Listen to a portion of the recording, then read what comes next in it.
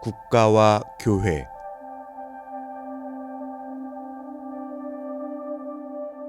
가이사의 것은 가이사에게, 하느님의 것은 하느님에게. 이것은 양자택일을 강요하기 위한 말씀이 아니었습니다. 그러나 예수님에게 질문한 사람들의 의도는 둘 중에 하나를 택하게 하려는 것이었습니다.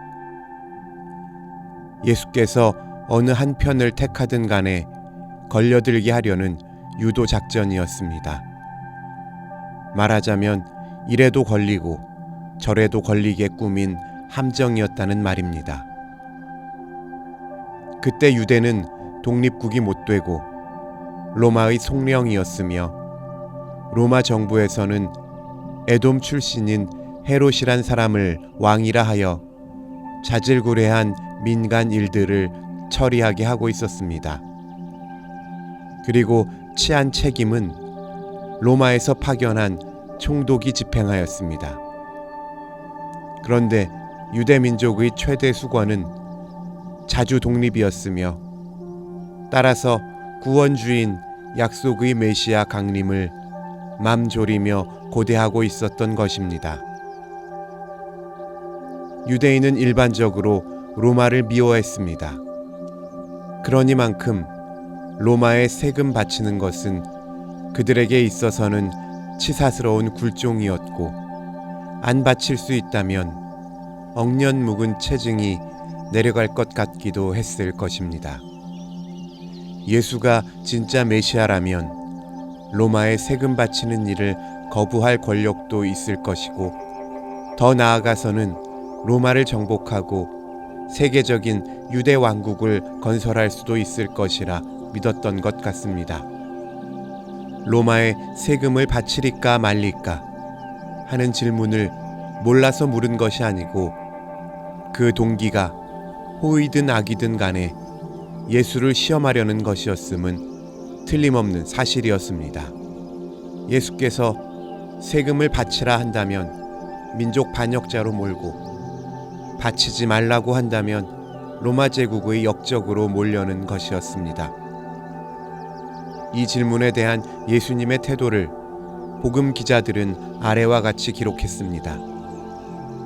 예수께서는 그 질문자가 악한 줄 아시고 외식하는 줄 아시고 간계를 아시고 등입니다. 그러나 예수께서는 그런 함정에 고스란히 빠질 뿐이 아니었습니다. 너희가 세금을 바치리까 말리까 하고 물으니 그럼 세금을 바치는 은전을 갖다 보여다오 했습니다. 그들은 은전을 가져왔습니다. 그 은전에는 로마 가이사의 화상이 박혀 있었습니다.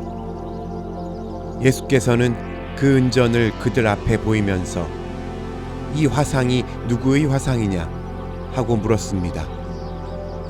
로마 가이사의 화상입니다 하고 그들은 대답하였습니다. 그러면 가이사의 것은 가이사에게 돌리고 하느님의 것은 하느님에게 돌리라 하셨습니다. 그들은 어리둥절해서 더 묻지 못했습니다. 우리는 공관복음에서나 요한복음에서나 국가에 대한 예수님의 구체적인 견해를 찾아볼 수 없습니다.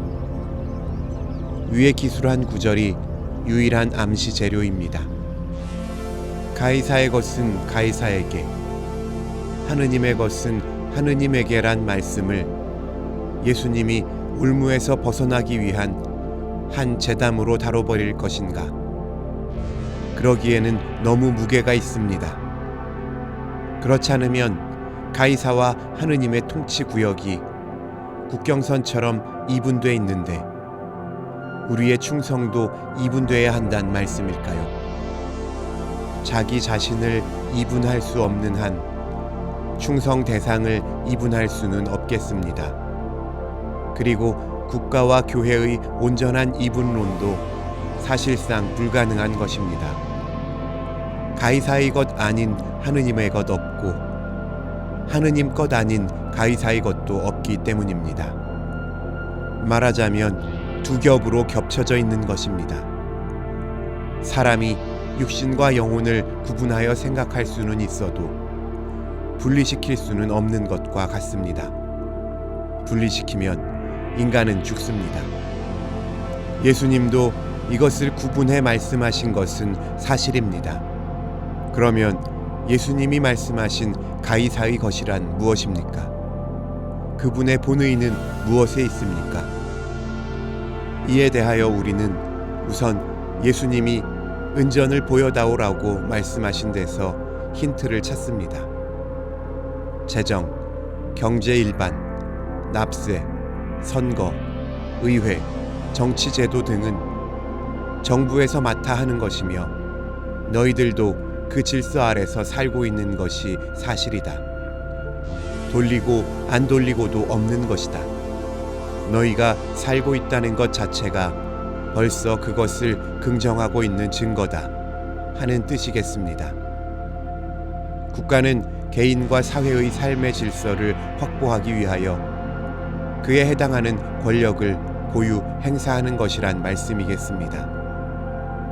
국가는 그 권력을 법에 의하여 외부적으로 국민 생활을 규제합니다. 그러나 그 법이 합리적이고 윤리적인 요소를 갖고 있어야 합니다. 그래야 그 권력이 무한궤도적으로 남용되는 일이 없게 되는 것입니다.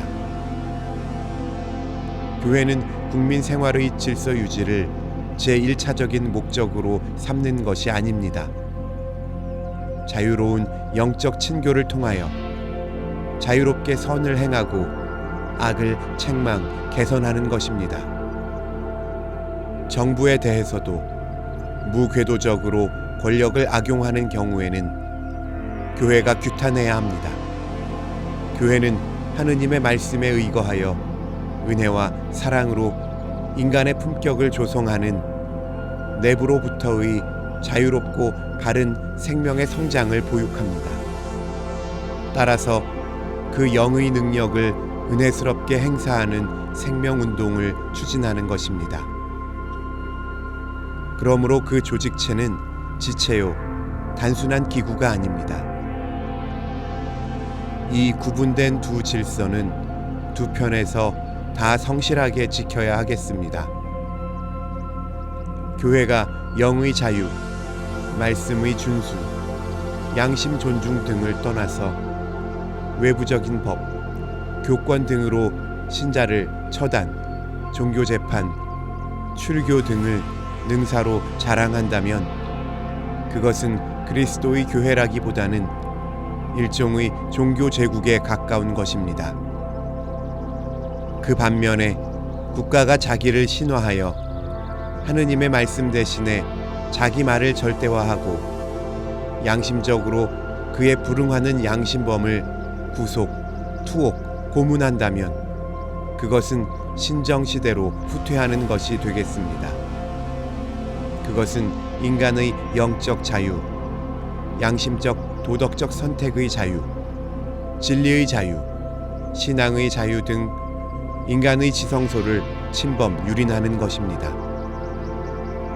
국가가 법으로 국민을 통허하는 것을 강권이라고 합니다. 강권 발동인 경우에는 타인을 자기 의사에 굴종시키는 권력 행사로 됩니다. 이것이 국가 권력의 최고 재산이겠습니다. 그렇다고 이것이 무법 또는 초법일 수는 없습니다.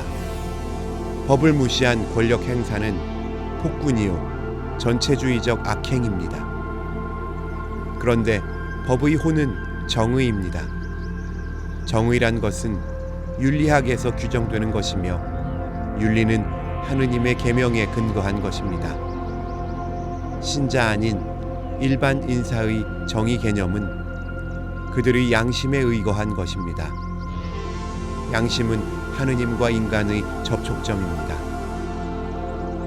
그러므로 교회는 국가가 법을 옳게 제정하여 바르게 행사하기 위하여 하느님의 예언자, 목자 구실을 해야 합니다. 적어도 계몽하고 선교해야 합니다. 교회는 국가처럼 직접 법으로 구속하는 권력을 행사하지 못합니다.